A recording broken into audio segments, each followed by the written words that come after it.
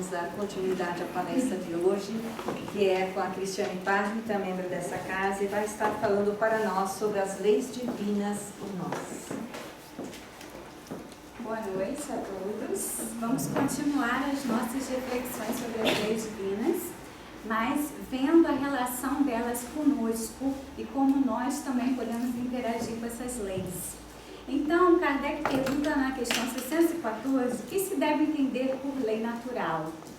E os espíritos respondem que a lei natural é a lei de Deus, é a única que traz a felicidade real para o homem, e o homem se torna infeliz quando dela se afasta voluntariamente.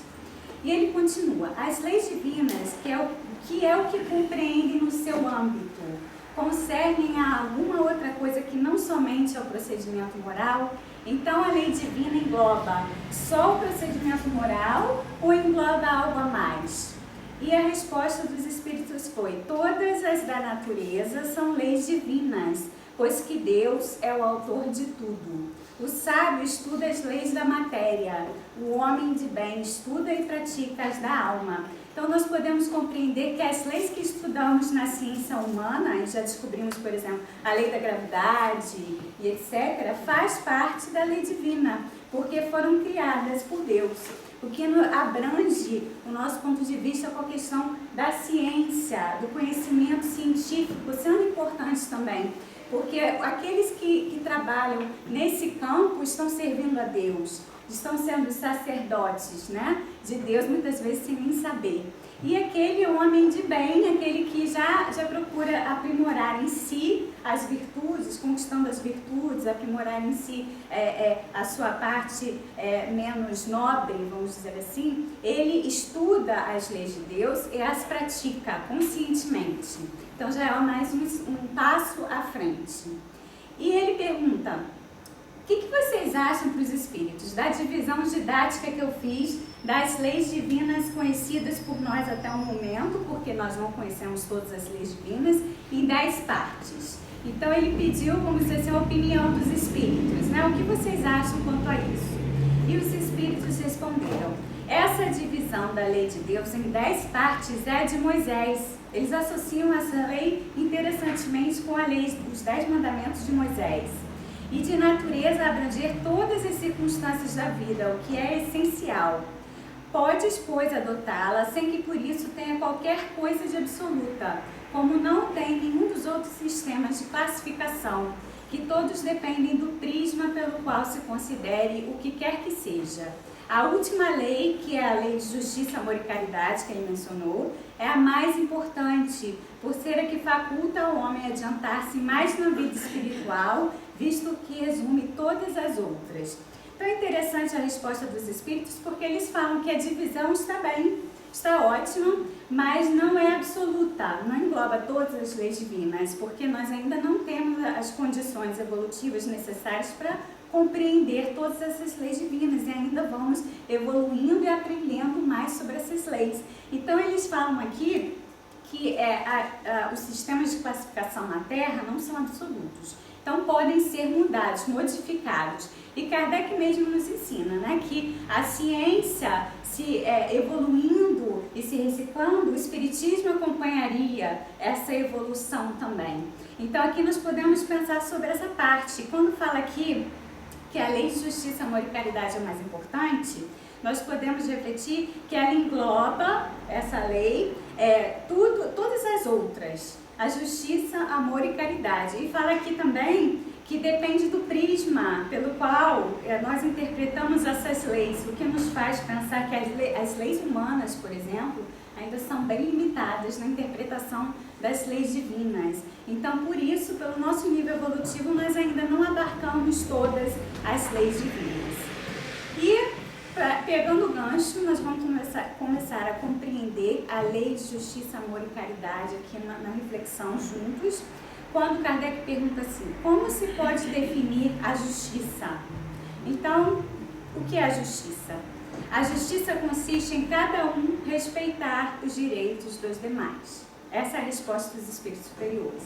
E aí nós podemos pensar: E o amor e a caridade não está incluído aqui nessa pergunta, mas se pensarmos na justiça como respeito ao direito do outro, também não estaríamos precisando do amor e da caridade para que possamos incorporar em nós essa capacidade de respeitar o próximo, né? Sabendo dos limites dos nossos direitos que acabam quando começam os direitos alheios.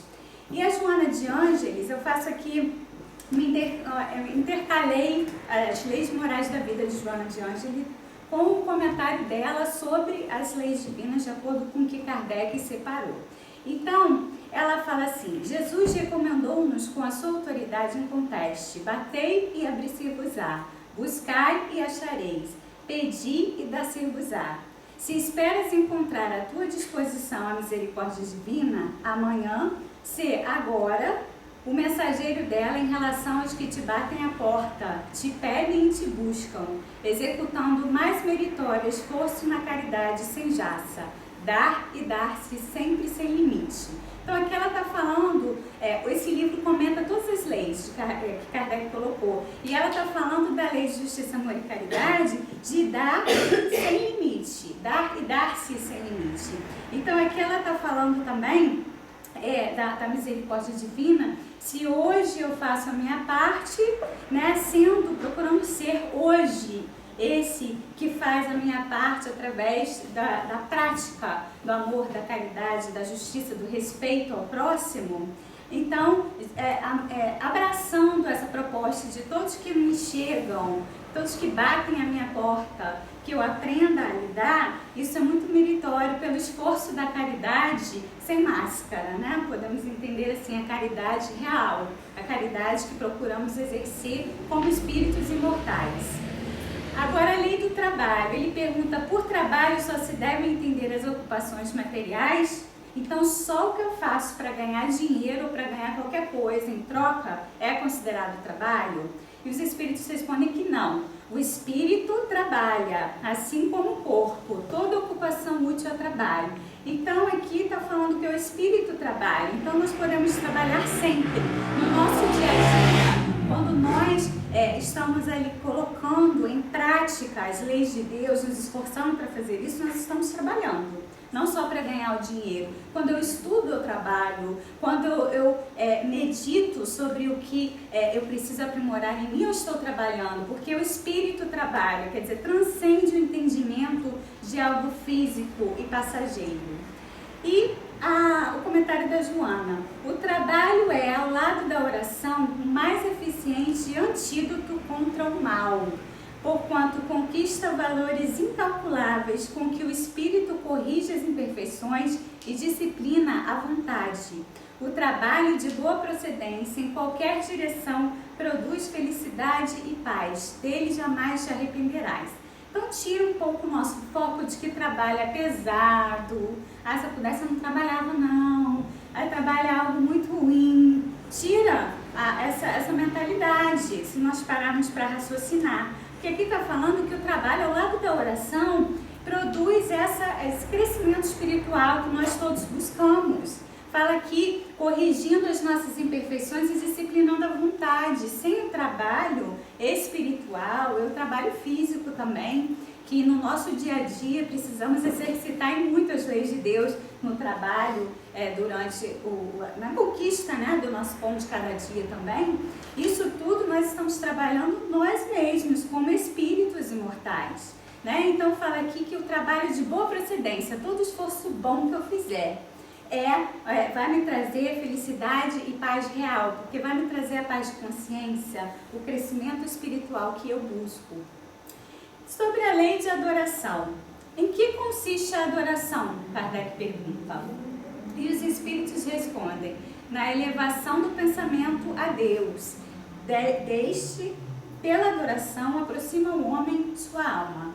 Então, a adoração aqui nós podemos entender o pensamento elevado a Deus, essa conexão que procuramos fazer com o nosso Criador. Isso aproxima-nos, como espíritos imortais, do nosso Criador. essa é a verdadeira adoração, né? Aqui não fala de adoração externa, de práticas de rituais ou algo externo para nos aproximarmos de Deus, mas da elevação do nosso pensamento para nos aproximarmos dele. E Joana continua: a maneira mais agradável de adorar a Deus é elevar o pensamento a Ele através do culto ao bem e do amor ao próximo. Então aqui não basta só pensar em Deus, né? Nós entendemos que também precisamos praticar o bem e o amor ao próximo. Então sim, essas são maneiras de elevar também o pensamento a Deus. Quando eu ponho em prática ações que são benéficas, eu também me aproximo de Deus. Ela fala: ama, portanto, pelo caminho quanto possas, plantas, animais, homens, e te descobrirás, por fim, superiormente amando a Deus. Muito interessante, pelo menos para mim, essa colocação dela. Se eu amar a criação divina, o que Deus criou, eu estou amando a Deus. Então, as plantas, os animais, os meus irmãos em humanidade, se eu aprender a amar toda a criação de Deus, eu estou amando a Deus. Então, isso facilita na lei de adoração pensar nessa questão do amor simples, do querer bem, né? Não precisa ser um amor que a gente ainda não conseguiu alcançar, mas aquele de dedicação no bem para as plantas, para os animais, para toda a criação divina. Sobre a lei de reprodução. Então, Kardec coloca assim: é lei da natureza a reprodução dos seres vivos? Então, ele quer saber se nós perpetuarmos a espécie faz parte da lei divina? E aí os espíritos falam que, evidentemente, sem a reprodução, o mundo corporal pereceria. Então, sim, a reprodução faz parte da lei divina. E aqui podemos pensar que se todos na Terra resolvêssemos não mais perpetuar a espécie, obviamente o mundo corporal não existiria, né? Mas podemos pensar nessa questão da lei de reprodução na forma física, no sentido de como espíritos imortais nós encarnamos com uma proposta de aprendizado e que essa lei é necessária para que possamos realizar essa proposta de aprendizado. Então, fisicamente é necessário essa lei que seja realizada por nós, esse movimento. Mas a Joana, ela coloca um pouco mais profunda a análise dessa lei, porque ela coloca a questão dos genitores e dos filhos, para que possamos pensar também um pouco além de somente gerar o corpo. Então ela fala assim: os filhos, esse patrimônio superior que a divindade concede por empréstimo, através dos liames que a consanguinidade enseja, facultam o reajustamento emocional de espíritos antipáticos entre si, a sublimação de afeições entre os que já se amam, o caldeamento de experiências e o delinear de programas de difícil estruturação evolutiva, pelo que merecem todo o investimento de amor, de vigilância e de sacrifício por parte dos genitores. Então, aqui ela coloca muito além do que simplesmente o genitor ou a genitora ali atuarem juntos para a criação de um corpo, né? Fala aqui que os filhos, patrimônio superior da divindade como empréstimo, já coloca que não são nossos, mesmo que o corpo tenha sido gerado por nós, que nos faz pensar bastante. E também fala daqui da necessidade do reajustamento emocional entre espíritos, que podem ser antipáticos, também podem ser aqueles que amamos já, né? Que juntos temos propostas de realização de motivos superiores. Ele fala aqui dessas experiências, né, do programa de difícil estruturação evolutiva. Algumas vezes vem aquela família que são afins positivamente para realizar um trabalho superior, também pode ser. Mas ela fala aqui que é um investimento muito grande. Nós podemos pensar no investimento divino do nosso Pai Criador, de amor, de vigilância, de sacrifício por parte dos genitores, os genitores representando aí temporariamente o divino. E ela continua falando agora da questão dos filhos. Existem genitores que apenas procriam, fugindo da responsabilidade. Então ela coloca a lei de reprodução: todos podemos reproduzir um corpo, certo? Ou a maioria de nós. Mas será que isso me faz um genitor? Então aqui nós podemos pensar que o genitor ali não é só o que gera o corpo, numa visão espiritual, é aquele que também toma a responsabilidade de melhorar ou fazer o crescimento daquele espírito que está temporariamente sob a minha guarda. Não compete, porém, aos filhos julgá-los com severidade, desde que não são dotados da necessária lucidez e correção para esse fim. Aqui ela também coloca, ainda na lei de reprodução, que os filhos, por mais que possam achar que os pais não foram os melhores que eles gostariam ou que nós desejássemos, eles foram os melhores para o crescimento daquele espírito naquele momento, né? Então fala que não compete aos filhos, né, espíritos mortais, julgar, porque só Deus tem essa visão angular, 360 graus, que sabe de todos os motivos e de tudo. Nós não sabemos, né? Então, ela continua nos falando para amarmos e respeitarmos nossos genitores, porque eles são a manifestação da paternidade divina em forma humana.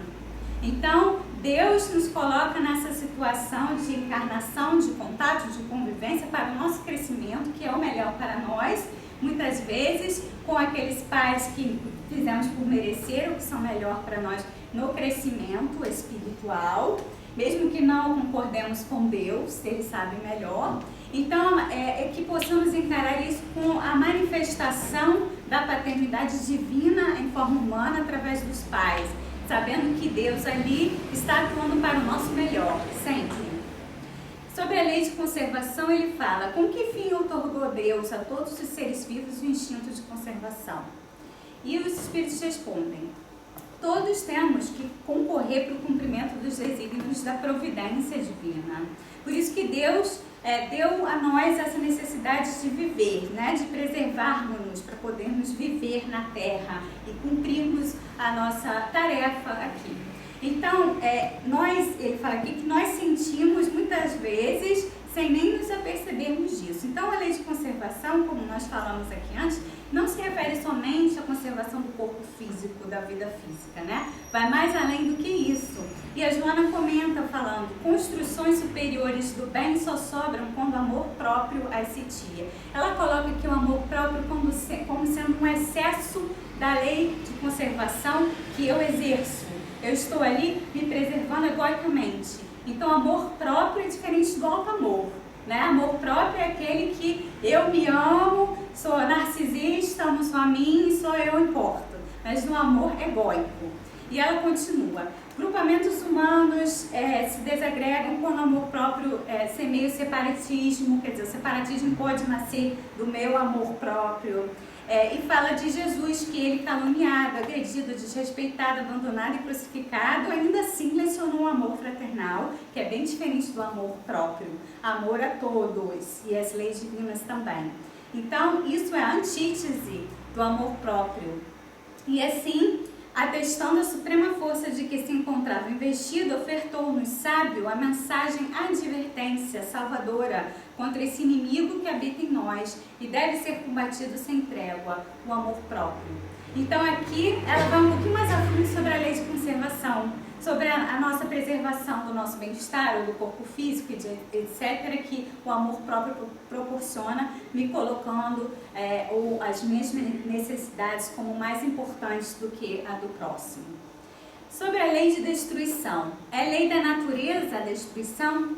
Então, por exemplo, o que acontece, os cataclismas, né, etc., na Terra, a destruição de várias coisas, isso faz parte da lei divina?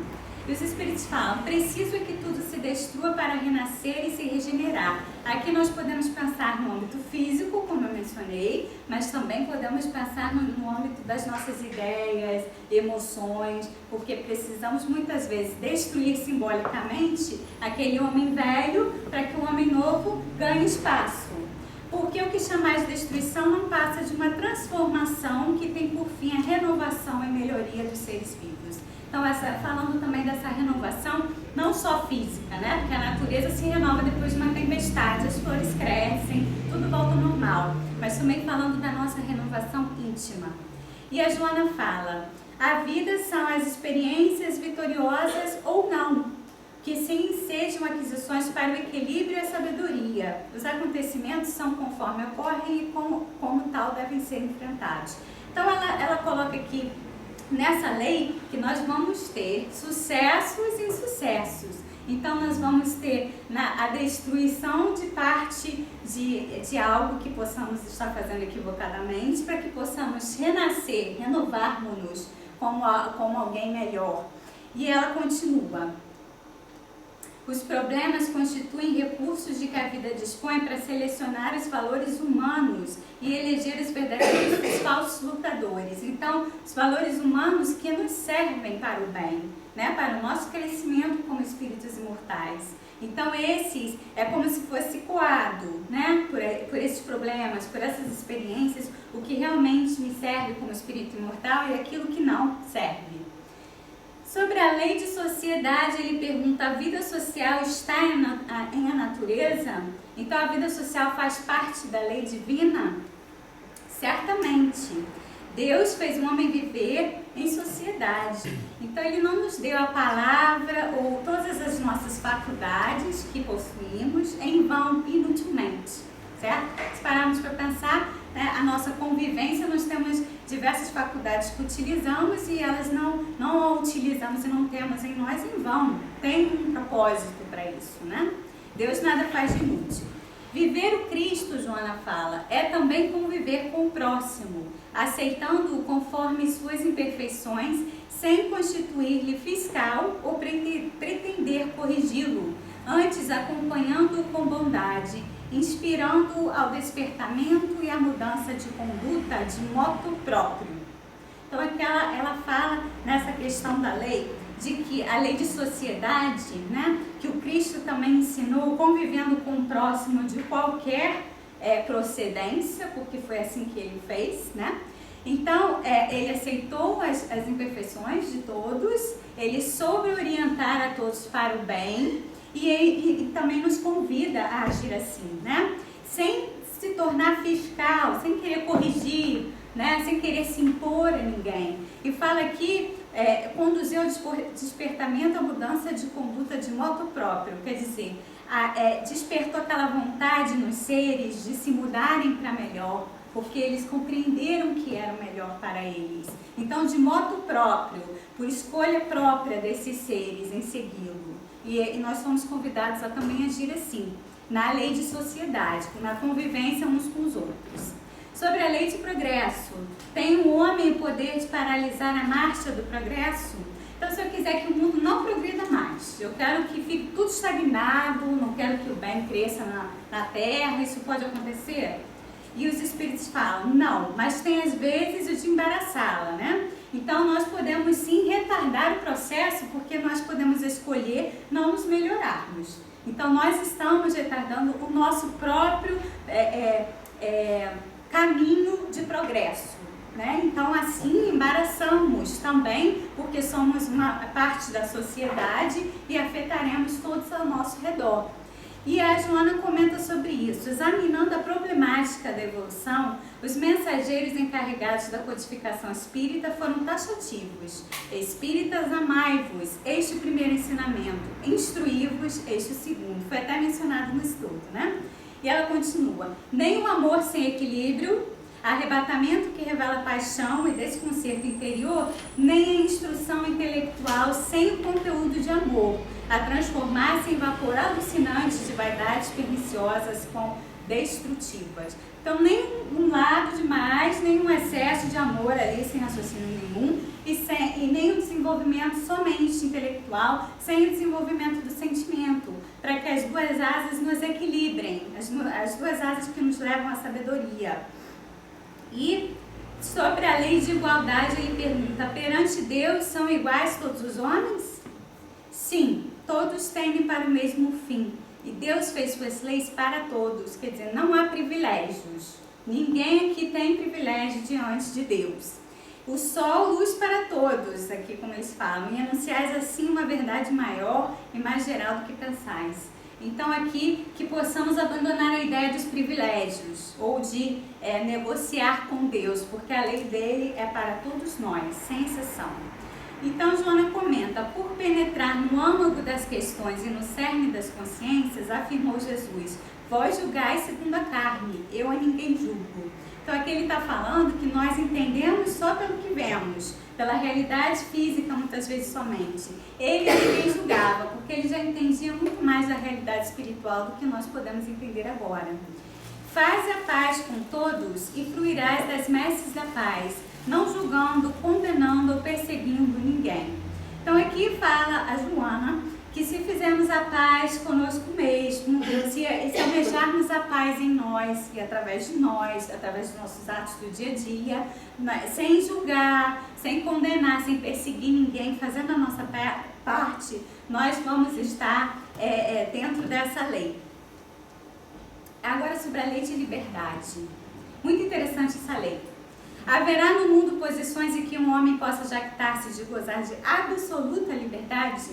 Então, assim, tem no mundo alguma posição que eu vou ter total liberdade de fazer tudo que eu quiser, né? Porque muitas vezes a lei de liberdade nós pensamos assim, eu quero fazer tudo que eu quiser, eu posso? E os espíritos falam, não, porque todos precisais uns dos outros, assim os pequenos como os grandes. E vemos quando Kardec perguntou sobre a justiça da questão de respeitarmos os direitos alheios, isso já nos tolhe a nossa liberdade, né? Se vemos que a liberdade no sentido de tudo fazer da forma que eu bem entender, isso já me tolhe. Essa lei de liberdade não é sobre isso, como podemos ver aqui, que nós necessitamos uns dos outros. E a Joana comenta, pela lei natural, todos os seres possuímos direitos, que todavia não excusam a ninguém dos respectivos contributos que decorrem do seu uso. Quer dizer, a questão da responsabilidade. Todos temos direitos e deveres perante as leis divinas, mas os nossos direitos sendo exercidos, eles não nos excusam, quer dizer, não nos retiram a responsabilidade do uso que fizermos da nossa liberdade. Podemos entender do uso que fazemos do nosso livre-arbítrio. A toda criatura é concedida a liberdade de pensar, falar e agir, desde que essa concessão subentenda o respeito aos direitos semelhantes ao próximo. Então, sim, eu tenho a minha liberdade, sim, de pensar, de agir, de sentir, como eu entendo no momento, desde que isso não passe dos limites onde começa o direito do próximo. E aqui, para terminar, eu queria trazer essa mensagem que eu adoro do Evangelho segundo o Espiritismo, que fala das leis divinas sutilmente, mas muito consoladora. Sinto-me por demais tomado de compaixão pelas vossas misérias, pela vossa fraqueza imensa, para deixar de estender mão socorredora aos infelizes transviados, que vendo o céu caem nos abismos do erro. Crede, amai, meditai sobre as coisas que vos são reveladas. Não mistureis o joio com a boa semente, as utopias com as verdades. Espíritas, amai-vos, este o primeiro ensinamento, instruí-vos, este o segundo. No cristianismo encontram-se todas as verdades, são de origem humana os erros que nele se enraizaram. Eis que do além-túmulo que julgáveis o nada, vozes vos clamam, irmãos, nada perece, Jesus Cristo é o vencedor do mal, sede os vencedores da impiedade, do Espírito de verdade. Então, para podermos pensar nessa mensagem consoladora aqui, quando ele fala para nós que o cristianismo está aqui, cadê quando ele fala? Encontra-se todas as verdades no cristianismo, mas a nossa interpretação humana é que enraizou erros nele, no cristianismo. Podemos pensar nessa mensagem como falando sobre as leis divinas, o cristianismo ali representando o que Jesus veio nos ensinar, de acordo com a vontade de Deus, e as leis divinas sendo de amor, de justiça, de caridade, não punitivas, né? Não um Deus que nós podemos ver com olhos humanos, como se ele tivesse feito leis humanas que nos puníssemos, que possamos pensar mais nas leis divinas como algo de amor, né? De conforto para o nosso coração, de perfeição, que todas as leis, mesmo que não a compreendemos, em todos são perfeitas, enquanto nós não somos. E ele continua falando, irmãos, nada perece. Então, Jesus Cristo foi o vencedor do mal. Sedes vós o vencedor da impiedade. Então, para podermos pensar que nós podemos colocar no nosso dia a dia, vencendo a impiedade nossa, que trazemos em nós, no nosso dia a dia, para que possamos praticar as leis divinas, porque nós já estamos começando a estudar parte delas, mas intelectualmente que possamos também agregar o sentimento no dia a dia, porque como aqui o Espírito de Verdade nos fala, nada perece. Nós continuaremos a nossa jornada e essa realidade física é temporária. As leis divinas são imutáveis, são eternas e são para o nosso bem. Que possamos refletir sobre as leis divinas com olhos novos, olhos de amor, de paz, e que o Senhor Jesus nos abençoe.